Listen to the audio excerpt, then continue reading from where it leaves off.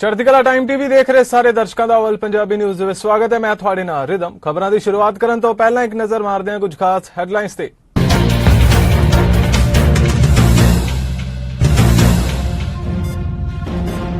ਵਲੋਦੀਮੀਰ Zelensky ਨੇ ਚੀਨ ਤੋਂ ਸਮਰਥਨ ਦੀ ਜਤਾਈ ਉਮੀਦ, ਕਿਹਾ ਸਾਡੇ ਪੱਖ 'ਚ ਹੋਵੇ ਚਾਈਨਾ ਪੀਪਲਜ਼ ਰਿਪਬਲਿਕ। श्रीलंका 'ਚ ਹੋਰ ਪ੍ਰਭਾਵੀ ਹੋਇਆ ਆਰਥਿਕ ਸੰਕਟ, ਜਨਤਕ ਐਮਰਜੈਂਸੀ ਦਾ ਕੀਤਾ ਗਿਆ ਐਲਾਨ।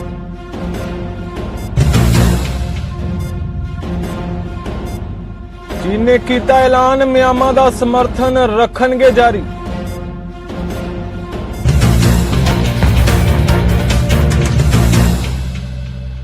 ते हुण खबरां विस्तार नाल। यूक्रेन के राष्ट्रपति वलोदीमीर ज़ेलेंस्की ने रूस नाल जारी संघर्ष दरमियान चीन तो समर्थन मिलण की उम्मीद जताई है।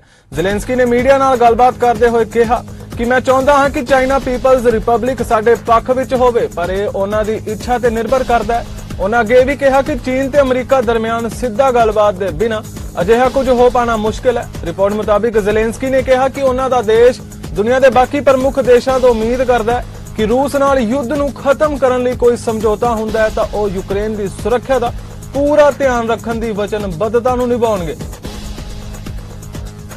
श्रीलंका के राष्ट्रपति गोटाबाया राजपक्षे ने टापू देश के इतिहास के सब तो वड्डे आर्थिक संकट नूं लैके देश भर च विरोध प्रदर्शनों दरमियान देश व्यापी जनतक एमरजेंसी लगाने का ऐलान किया है। राजपक्षे ने बीते दिन ही देर रात एक विशेष गजट नोटिफिकेशन जारी करके श्रीलंका च 1 अप्रैल तो तुरंत प्रभाव नाल जनतक एमरजेंसी लागू करने का ऐलान किया। राष्ट्रपति ने एक गजट नोटिफिकेशन च यह भी कहा कि मेरी राय विच श्रीलंका च जनतक एमरजेंसी लगाना जनतक सुरक्षा प्रणाली के नाल भाईचारे नूं जरूरी वस्तां ते सेवावां दी सप्लाई नूं बनाए रखण दे हित विच है। चीन ने ऐलान करते हुए कहा है कि वह हर हालात च गुआंढी देश म्यांमार का समर्थन करना जारी रखेगा। म्यांमार च पिछले साल तख्ता पलट करके सत्ता ते कब्जा होने वाली फौज के समर्थन च चीन वालों यह ताजा बयान आया है। चीन की सरकारी समाचार एजेंसी मुताबिक विदेश के मंत्री वांग यी ने म्यांमार के अपने बराबर वुना मांग लिवन नूं शुक्रवार नूं कहा कि चीन ने गुआंढियों के प्रति अपनी विदेश नीति च म्यांमार नूं हमेशा महत्वपूर्ण स्थान दिता है ते उसदे नाल सहयोग ते आदान प्रदान वधाउणा चाहुंदा है। कनेडा रक्षा मंत्री अनीता आनंद वालों पार्लीमेंट हिल ते पत्रकारां नाल गलबात कीती गई। अनीता आनंद वालों कनेडा के फौजी खर्चियां ते नैशनल डिफेंस स्टाफ के साबका चीफ जोनाथन वैंस द्वारा न्याय च रुकावट पाउण लई दोषी की अपील बारे चर्चा की ते नाल ही रूस ते यूक्रेन विचाले बने हुए तनावपूर्ण हालातां ते भी चर्चा की गई। It would be inappropriate for me to comment on an individual defendant and on this particular case. But I will say that the integrity of our leaders must be beyond reproach. And my job as minister is to build the Canadian Armed Forces where everyone who puts on a uniform can feel safe and respected and protected every single day when they're doing the work for our country that they signed up to do and for which we are so grateful at Brussels, at NATO last week, that we will continue to increase defence spending. And we are engaged in a budgetary process right now, and that process needs to take its course. And as we know, we will see a budget on April 7th. But I think we also have to remember that Canada's contribution militarily must be recognized, not only in terms of our NATO commitments, but also in terms of our commitment to the current crisis in Ukraine. We are working very hard to ensure that we support our NATO commitments in kind. We have recently increased, indeed doubled, our person commitment in terms of Operation Reassurance. We are there on land, at sea, and in the air for NATO. And I am working on a robust modernization package for NORAD that will ensure that we continue Canada के इमीग्रांट्स working professional वालों Canadian experiences classes के नंबरों की उड़ीक जारी है, जिन्हां दे अखीरवार points सितंबर च कड्ढे गए सी। कुछ वर्किंग प्रोफैशनल्स ने अपनी समस्यावां साझियां कीतियां ते सरकार तो मदद की भी अपील की। करंट सिचुएशन यह बन चुकी है कि ਮੇਰਾ ਵਰਕ ਪਰਮਿਟ ਜਿਵੇਂ ਦਸੰਬਰ ਦੇ ਵਿੱਚ ਐਕਸਪਾਇਰ ਹੋਏਗਾ ਤੇ ਉਦੋਂ ਤੱਕ ਜੇ ਕੋਈ ਵੀ ਇਹਨਾਂ ਨੇ ਸੀਈਸੀ ਦੇ ਡਰਾਜ਼ ਨਾ ਕੱਢੇ ਤਾਂ ਫਿਰ ultimately I won't have any other option apart from leaving Canada. ਜਦ ਤੱਕ ਓਨਟੇਰੀਓ ਪੀਐਨਪੀ ਦੇ ਅੰਡਰ ਕੋਈ ਡਰਾਸ ਨਹੀਂ ਆਉਂਦੇ ਤਾਂ ਮੈਂ कुछ नहीं कर सकती। मेरी ऑलरेडी प्रोफाइल पूल दे विच है। ड्रॉस भी नहीं हो रहे हैं और हमें एक्सटेंशन भी नहीं दिया जा रहा है। सितंबर 2020 ਦੇ ਬਾਅਦ ਇਹਨਾਂ ਨੇ ਕੋਈ ਵੀ IRCC ਨੇ ਕੋਈ ਵੀ CEC ਦੇ ਡਰਾਜ਼ ਨਹੀਂ ਉਹ ਕੱਢੇ ਤੇ ਜਿਸ ਨਾ ਹੀ ਅਗਲੇ ਆਉਣ ਵਾਲੇ ਟਾਈਮ ਦੇ ਵਿੱਚ ਉਮੀਦ ਹੈ ਇਹਨਾਂ ਤੋਂ ਲੱਗ ਰਿਹਾ ਕਿ ਵੀ CEC ਦੇ ਡਰਾਜ਼ ਨਹੀਂ ਕੱਢਣਗੇ। CEC ਵਾਸਤੇ ਤੇ ਫੈਡਰਲ ਸਕਿਲਡ ਵਰਕਰ ਵਾਸਤੇ ਐਲੀਜੀਬਲ ਆ ਤੇ ਬਟ ਕਿਉਂਕਿ ਸਪਟੈਂਬਰ ਦੇ ਵਿੱਚ IRCC ਨੇ ਕੋਈ ਵੀ ਡਰਾਜ਼ ਨਹੀਂ ਕੱਢੇ ਹੈ ਤੇ ਇਸ ਕਰਕੇ ਮੈਨੂੰ ਡਰ ਹੈ ਕਿ ਮੈਂ ਆਊਟ ਆਫ ਸਟੇਟਸ ਨਾ ਹੋ ਜਾਵਾਂ ਕਿਉਂਕਿ ਮੇਰਾ ਵਰਕ ਪਰਮਿਟ May 30 ਨੂੰ ਐਕਸਪਾਇਰ ਹੋ ਰਿਹਾ ਹੈ ਤੇ ਮੈਨੂੰ ਨਾ ਚਾਹੁੰਦੇ ਹੋਏ ਵੀ ਆਪਣੀ ਜੌਬ ਛੱਡਣੀ ਪਏਗੀ जो मैं नहीं चाहती। हम we are a little bit lucky because हमारे पास एटलीस्ट और कुछ महीने का वर्क परमिट अवेलेबल है, but so many other people जिनका वर्क परमिट एक्सपायर हो गया है उन्हें पता नहीं वो वापस घर जाएं कि वेट करें ड्रॉ के लिए, कमा नहीं पा रहे हैं, they are not able to sustain themselves. So it's a very एक बहुत ही अनसर्टेनिटी में हमें पुश कर दिया गया है। नहीं तो बोल दो कि ड्रॉ नहीं है, वी कैन हम उसके मुताबिक अपना डिसीजन लेंगे, या बोलो कि एक्सटेंशन दोगे वर्क परमिट का, या बोलो कि CEC रेज्यूम करेंगे, बट एकदम zero transparency with how the government has been working, and that is essentially the problem जो मैं और other people like me we are facing. You know, when we contact IRCC or when we look online or when we contact consultants, they ask us to obtain an LMI, which is really difficult when you're in a province such as Ontario. So it's not as easy to service an LMI because it's going to cost your employer. And unfortunately, I had to leave my job in January, and I'm unemployed since then. It's a request to the government to be transparent in their policies and let us grow in our careers, you know, so that we can also contribute in the future in the economy. ਮੇਰੀ February ਦੇ ਵਿੱਚ ਮੇਰੇ already 5 point ਘਟ ਚੁੱਕੇ ਨੇ ਮੇਰੀ age ਕਰਕੇ। ਮੈਂ 31 ਇਅਰਸ ਦਾ ਹੋ ਗਿਆ ਤੇ ਐਜ਼ ਯੂ ਏਜ ਤੁਹਾਡੇ 5 ਪੁਆਇੰਟ ਘਟਦੇ ਰਹਿੰਦੇ ਨੇ ਤੇ ਜੇ ਇਹਨਾਂ ਨੇ ਨੈਕਸਟ ਈਅਰ ਤੱਕ ਕੋਈ ਵੀ ਇਹਨਾਂ ਨੇ ਡਰਾ ਨਾ ਕੱਢਿਆ ਤੇ I can't afford to lose another 5 points. ਮੇਰੀ ਵਾਈਫ ਤੇ ਮੇਰੇ ਅਸੀਂ ਦੋਨਾਂ ਦੇ ਸਾਡੇ 5 ਪੁਆਇੰਟ ਘਟ ਜਾਣਗੇ ਤੇ I can't afford to lose more point. Canada 'ਚ ਵਸਦੇ ਭਾਰਤੀ ਮੂਲ ਦੇ ਲੋਕਾਂ 'ਚ ਵੱਡੀ ਗਿਣਤੀ ਪੰਜਾਬ ਨਾਲ ਸੰਬੰਧਿਤ ਲੋਕਾਂ ਦੀ ਵੀ ਹੈ, ਪਰ ਜਦੋਂ ਉਹਨਾਂ ਨੇ ਪੰਜਾਬ ਆਉਣ ਜਾਣ ਲਈ ਹਵਾਈ ਸਫ਼ਰ ਕਰਨਾ ਹੁੰਦਾ ਤਾਂ ਉਹਨਾਂ ਨੂੰ ਦਿੱਲੀ 에ਅਰਪੋਰਟ ਤੱਕ ਜਾਣ ਲਈ ਫਲਾਈਟ ਹੀ ਲੈਣੀ ਪੈਂਦੀ ਹੈ ਅਤੇ ਉੱਥੋਂ ਅੱਗੇ ਪੰਜਾਬ ਜਾਣ ਲਈ 8-10 ਘੰਟਿਆਂ ਦਾ ਹੋਰ ਸੜਕੀ ਸਫ਼ਰ ਕਰਨਾ ਉਹਨਾਂ ਦੀ ਮਜਬੂਰੀ ਬਣ ਜਾਂਦਾ ਹੈ। ਅਜਿਹੇ ਹਾਲਾਤ ਤੋਂ ਛੁਟਕਾਰਾ ਪਾਉਣ ਲਈ ਬਹੁਤੇ ਸਾਰੇ ਲੋਕ ਅੰਮ੍ਰਿਤਸਰ 에ਅਰਪੋਰਟ ਲਈ ਸਿੱਧੀ ਫਲਾਈਟ ਚੱਲਣ ਲਈ ਜ਼ੋਰ ਪਾ ਰਹੇ ਨੇ, ਪਰ ਅਜੇ ਤੱਕ ਕਿਸੇ ਵੀ 에ਅਰਲਾਈਨ ਨੇ ਪੱਲਾ ਨਹੀਂ ਫੜਿਆ। ਦਿੱਲੀ ਟੋਰਾਂਟੋ ਸਾਰਿਆਂ ਨੂੰ ਬਿਜ਼ੀਐਸਟ ਰੂਟ ਹੈ ਵਰਲਡ ਦਾ। 6 ਲੱਖ ਲੋਕਾਂ ਨੇ ਇੱਕ ਸਾਲ 'ਚ ਟਰੈਵਲ ਕੀਤਾ, ਕੈਨ ਯੂ ਬਲੀਵ ਦੈਟ? ਤੇ 3 ਕੇ 4 ਲੱਖ ਲੋਕਾਂ ਨੇ ਵੈਨਕੂਵਰ ਟਰੈਵਲ ਕੀਤਾ, ਦਿੱਲੀ ਵੈਨਕੂਵਰ ਰੂਟ ਤੇ।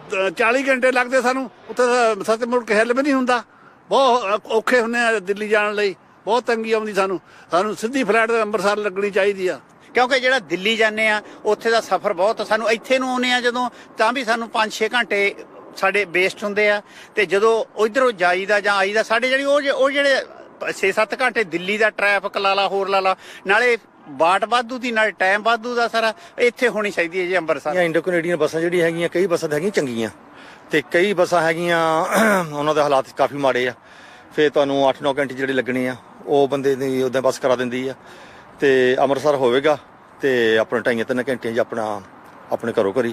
ਕਿਉਂਕਿ ਕਈ ਵਾਰ ਇਦਾਂ ਵੀ ਹੁੰਦਾ ਆ ਜਿਨ੍ਹਾਂ ਨੇ ਦਿੱਲੀ ਤੋਂ ਅੰਮ੍ਰਿਤਸਰ ਦੀ ਲੋਕਲ ਫਲਾਈਟ ਬੁੱਕ ਕੀਤੀ ਹੁੰਦੀ ਆ, 8-8 ਘੰਟੇ ਦੀ ਲੇਓਵਰ ਹੁੰਦੀ ਆ, ਉਹੀ ਜੇ $200-300 ਵੱਧ ਇੱਥੋਂ ਹੀ ਚਾਰਜ ਕਰਕੇ ਸਿੱਧਾ ਡਾਇਰੈਕਟ ਅੰਮ੍ਰਿਤਸਰ ਉਤਰਿਆ ਜਾਵੇ, ਕਿਉਂਕਿ ਮੋਸਟਲੀ ਪੰਜਾਬ ਦੇ ਲੋਕ ਹੀ ਨੇ ਜਿਹੜੇ ਜਾਂਦੇ ਨੇ ਇੰਡੀਆ ਨੂੰ, ਇੱਥੋਂ ਆਪਣੇ ਦਿੱਲੀ ਤਾਂ ਕੋਈ ਘੱਟੇ ਹੀ ਹੁੰਦਾ ਆ, ਸਾਰੇ ਜਾਂਦੇ ਨੇ ਤੇ ਬੱਚਿਆਂ ਦੇ ਨਾਲ ਬਹੁਤ ਔਖਾ ਜੀ। ਦਿੱਲੀ ਤੋਂ ਪੰਜਾਬ ਦਾ ਰਸਤਾ ਹੈ ਨਾ, ਇਹ ਬਹੁਤ ਰਸ਼ ਹੋ ਗਿਆ, ਉਹਦੇ 'ਚ ਕਈ ਐਕਸੀਡੈਂਟ ਹੁੰਦੇ ਇੱਥੋਂ ਜਿਹੜੇ ਜਾਂਦੇ ਆ ਲੋਕੀ, ਇਸ ਵਾਸਤੇ ਅੰਮ੍ਰਿਤਸਰ ਫਲਾਈਟ ਉਤਰਨੀ ਚਾਹੀਦੀ। 14,000 ਸਾਡੇ ਆਨਲਾਈਨ ਸਿਗਨੇਚਰ ਹੋਏ ਸੀ, ਉਸ ਤੋਂ ਇਲਾਵਾ 5,000 ਦੇ ਕਰੀਬ ਲੋਕਾਂ ਨੇ ਪੇਪਰ ਸਿਗਨੇਚਰ ਕਰਕੇ ਛੋਟੇ ਸ਼ਹਿਰਾਂ ਤੋਂ, ਜਿੱਦਾਂ ਮੈਨੂੰ ਪ੍ਰਿੰਸ ਜੌਰਜ ਤੋਂ ਕਾਲ ਆਈਆਂ, ਟੈਰਸ ਤੋਂ ਵੀ ਕਾਲ ਆਈਆਂ, ਉੱਥੋਂ ਵੀ ਲੋਕਾਂ ਨੇ ਸਿਗਨੇਚਰ ਕਰਕੇ ਭੇਜੇ ਸੀ।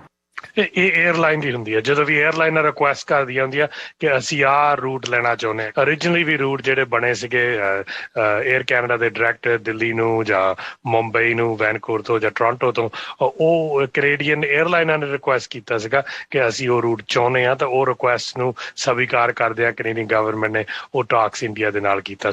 ਤੇ 에ਅਰ ਇੰਡੀਆ ਨੇ ਹੁਣ ਅੰਮ੍ਰਿਤਸਰ ਲੰਡਨ ਹੀਥਰੋ, ਜਿਹੜੀ ਕਿ ਫਲਾਈਟ ਪਹਿਲਾਂ ਨਹੀਂ ਸੀ ਕੋਵਿਡ ਤੋਂ ਪਹਿਲਾਂ, ਉਹਨਾਂ ਨੇ ਹੁਣ 3 ਦਿਨ ਅੰਮ੍ਰਿਤਸਰ ਤੋਂ ਫਲਾਈਟ ਜਿਹੜੀ ਹੈ ਲੰਡਨ ਹੀਥਰੋ ਲਈ ਆਪਰੇਟ ਸ਼ੁਰੂ ਕਰ ਦਿੱਤੀ ਹੈ 27 ਮਾਰਚ ਤੋਂ। So it's a very good development. Singapore ਨੇ ਫਿਰ ਤੋਂ ਸਿੰਗਾਪੁਰ ਵੈਨਕੂਵਰ ਫਲਾਈਟ ਸ਼ੁਰੂ ਕਰ ਦਿੱਤੀ ਹੈ ਤੇ ਉੱਥੋਂ ਸਿੰਗਾਪੁਰ ਤੋਂ ਅੰਮ੍ਰਿਤਸਰ ਉਹਨਾਂ ਦੀ ਲੋ ਕਾਸਟ ਕੈਰੀਅਰ ਹੈ ਸਕੂਟ 에ਅਰਲਾਈਨਸ, ਉਹ ਆਪਰੇਟ ਕਰ ਰਹੀ ਹੈ ਅੰਮ੍ਰਿਤਸਰ ਤੋਂ। ਇਸੇ ਤਰ੍ਹਾਂ ਕਤਰ ਨੇ ਵੀ ਜਿਸ ਤਰ੍ਹਾਂ ਸਿਆਟਲ ਦੀ ਫਲਾਈਟ ਸ਼ੁਰੂ ਕੀਤੀ ਹੈ, ਸਿਆਟਲ ਤੋਂ ਤੁਸੀਂ ਆਰਾਮ ਨਾਲ ਵੈਨਕੂਵਰ ਤੋਂ ਵੀ ਆ ਸਕਦੇ ਜੇ।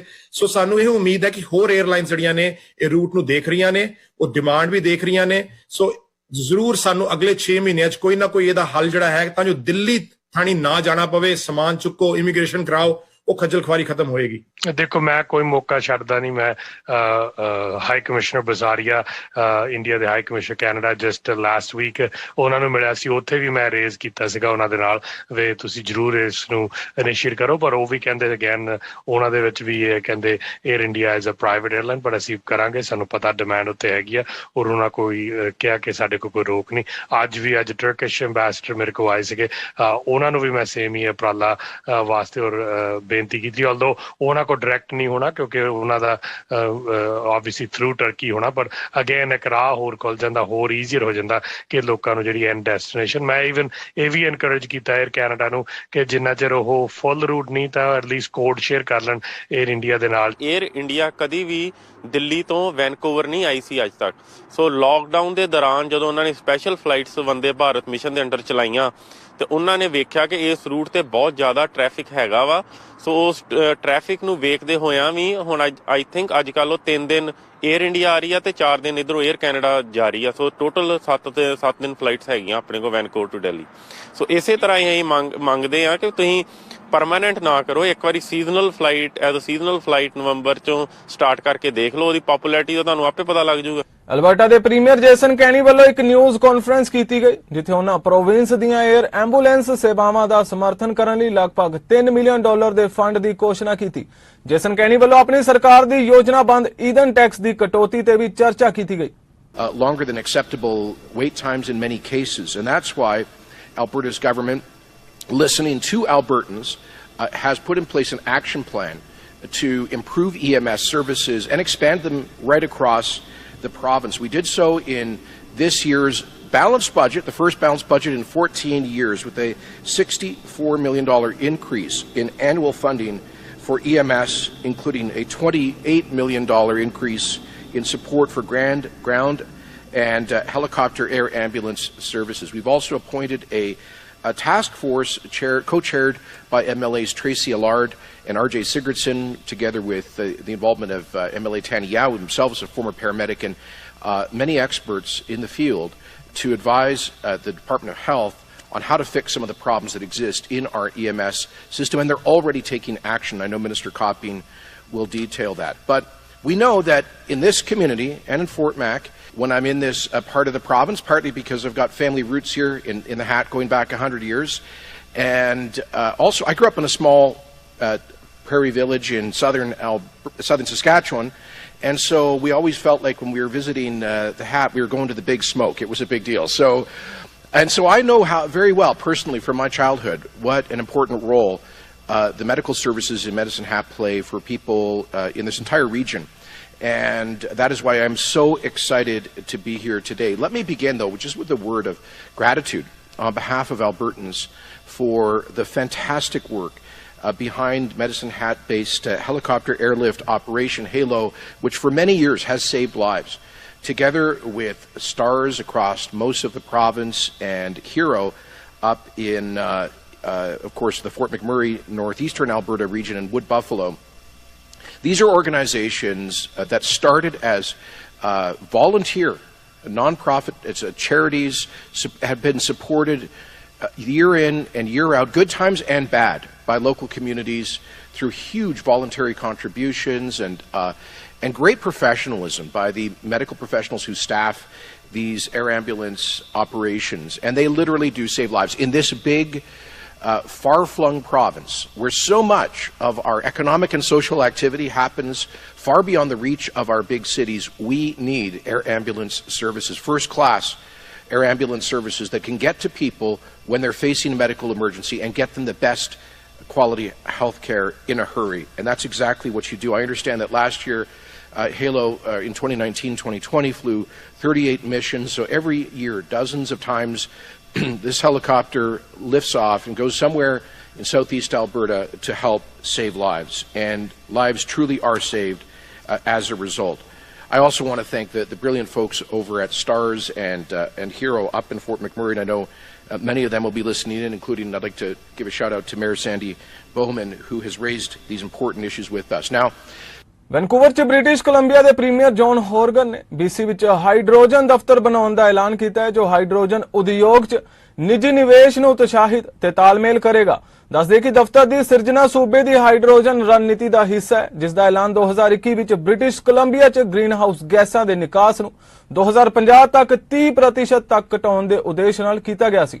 So as a first step towards addressing some of these complex problems, I want to focus on the imperative of ensuring that we do everything we can to put some characteristics around our hydrogen strategy. We, of course, were the first province in the country to have a hydrogen strategy, and it's appropriate that today at the Globe Conference we announced the creation of the BC Hydrogen Office, which will be a standalone hydrogen group within government to provide one-stop shopping for those who want to invest in British Columbia, to take advantage of our competitive pieces here, whether it be access to natural gas, access to clean electricity, and a range of other innovations that we have at our disposal here that the sector, those who want to invest in hydrogen, have been looking at for some time.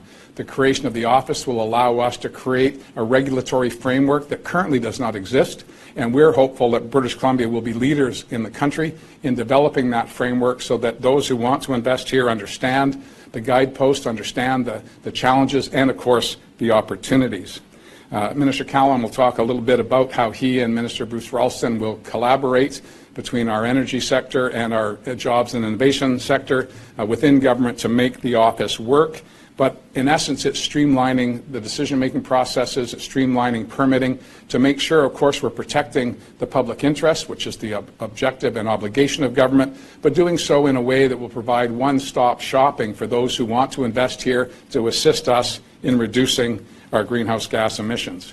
It's our expectation that we will be able to reduce 30% of our emissions by 2050 just through the development of our hydrogen strategy. That's 30% more than we would have been able to do otherwise, but we still have an awful lot of work to do. Minister Heyman is charged with managing that going forward. Our targets of 2030, our targets of 2050 are not only transparent and available for all to see, but we're accountable for those in the legislature at various points throughout the year. And I'm very proud of the work that we have done to create one of the most dynamic climate plans on the continent and indeed in some instances around the world.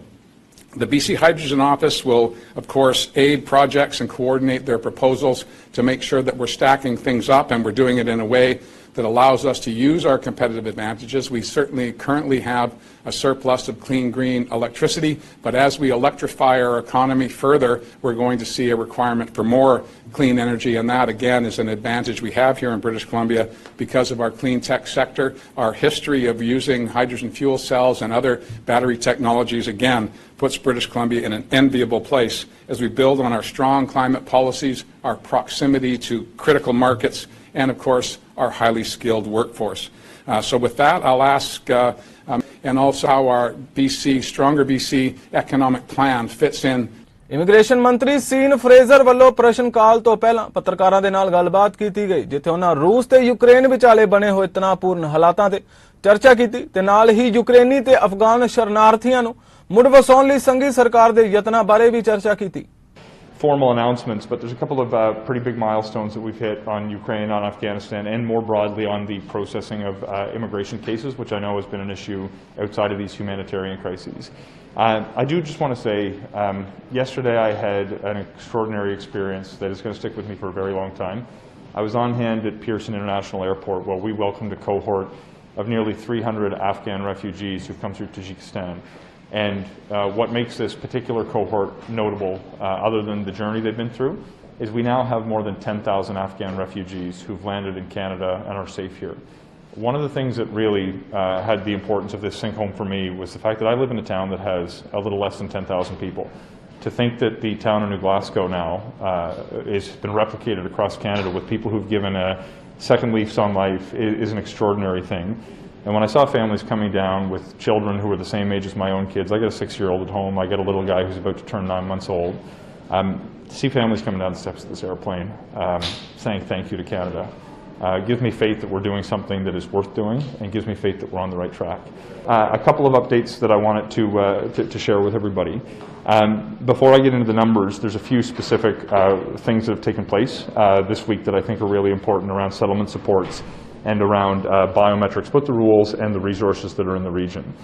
So on biometrics, I wanted to let folks know that we've been moving additional supports into the region to follow migration patterns. We're seeing more volumes in certain areas and are setting up new teams with new units. We're working with provinces and territories that are talking about setting up presences on the ground to further facilitate the Canadian effort. We've seen in the past seven days, 12,000 biometrics appointments completed in Europe right now.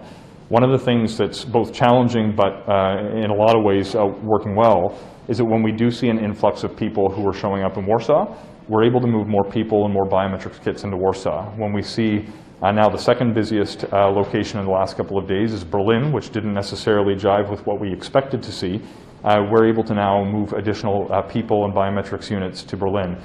We've got additional resources landing in Bucharest and Bratislava and Vienna and Warsaw and Berlin and elsewhere across Europe to continue to have the flexibility to move both the people and the equipment to these different locations.